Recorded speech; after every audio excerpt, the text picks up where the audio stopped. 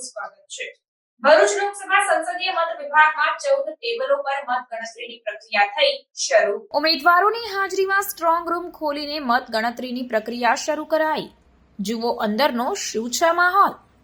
ભરૂચ લોકસભા સંસદીય મત વિભાગમાં આવેલ 7 વિધાનસભા મળી વિધાનસભા દીઠ 14 ટેબલો પર મત ગણતરી શરૂ કરવામાં આવી છે।